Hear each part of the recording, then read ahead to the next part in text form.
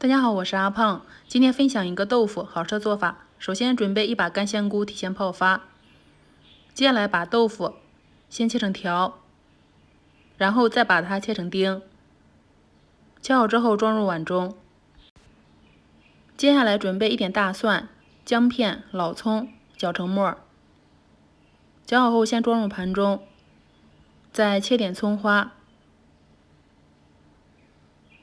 然后呢，再准备一块胡萝卜，也把它切成丁。最后再准备2根大鸡腿，先用厨房剪刀把鸡骨去掉。鸡骨去掉后，把鸡肉切成块，装入盘中。香菇已经泡发了，洗干净，控水捞出。水开后加入1勺盐，倒入豆腐，焯一下水，这样可以去除豆腥味。然后控水捞出，放在漏篮里。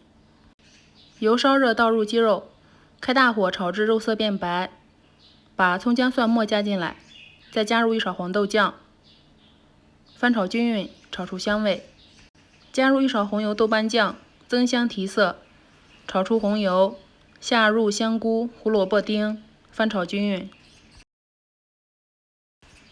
然后加入生抽、1勺白砂糖、蚝油、吃来的料酒也加进来，再次翻炒均匀，像这样。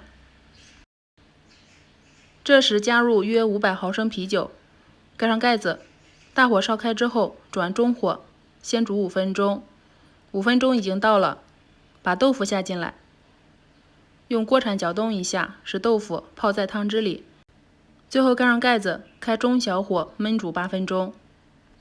时间到，菜的香味也已经烧出来了，真的是太香了。快出锅前加入鸡汁、淀粉水，勾个芡。这个时候可以转成大火，收一下汤汁。最后再撒点葱花、小米辣就行了。这样做出的豆腐真的是太香了。